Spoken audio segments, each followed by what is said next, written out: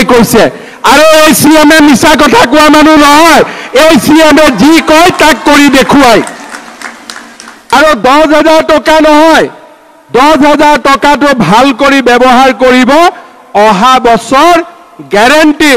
মই আপোনালোকক আৰু 25,000 কৈ টকা দিয়াৰ ব্যৱস্থা কৰিম মহিলা উদ্যমিতা 10,000 টকাকৈ বিতৰণ কৰিম বাকি সমষ্টিবিলাকতো আমি এনেকুৱা একোটা অনুষ্ঠান আয়োজন কৰিম মই সকলো মন্ত্ৰী বিধায়কক কৈছো যে মোৰ পৰা একোটাকৈ ডেট ল'ব লাগে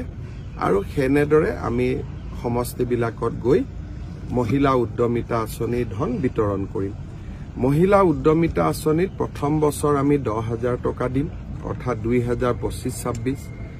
26-27 চনত আমি আৰু 25,000 টকা দিম 12,500 বেংকৰ পৰা আমি লৈ দিম 12,500 আমি দিম আৰু সুদ দিব নালাগে তৃতীয় বছৰত আমি 50,000 টকালৈকে আমি মহিলাসকলক বেংক আৰু চৰকাৰে মিলি দিব ইয়াতে 10,000 টকা আমি আজি 27 লাখ মহিলাক দিম যিসকলে ভাল কৰিব উৎপাদনমূলক কাম কৰিব তেওঁলোকক আমি 25,000 টকালৈকে নিৰ্বাচিত কৰিম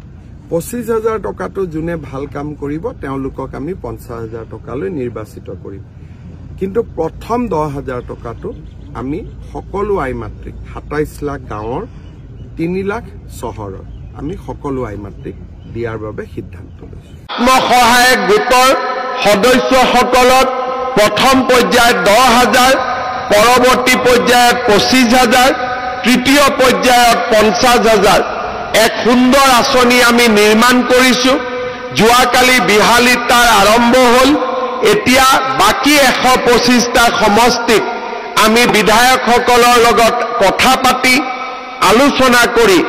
এটা এটাকৈ আমি সভা কৰি আপোনালোকক দি যাম আৰু যোৱা 1 এপ্ৰিল তাৰিখে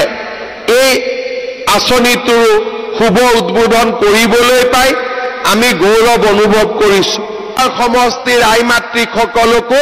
মহিলা উদ্যমিতা আঁচনিৰ চেক আপোনালোকক প্ৰদান কৰিবৰ বাবে মই ইচ্ছা প্ৰকাশ কৰিম পদ্ম হাজৰিকা ডাঙৰীয়াই মোক যিটো দিনেই দিয়ে সেই দিনটোতে আহি আপোনালোককো মই এই চেকসমূহ বিতৰণৰ মোৰ প্ৰতিশ্ৰুতি মই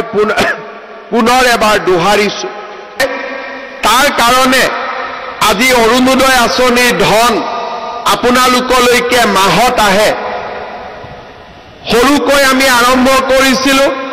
18 লাখ মহিলাৰে চাওঁতে চাওঁতে এই বছৰ আমি প্ৰতিটো সমষ্টিত আৰু অসমত 40 লাখ মহিলাক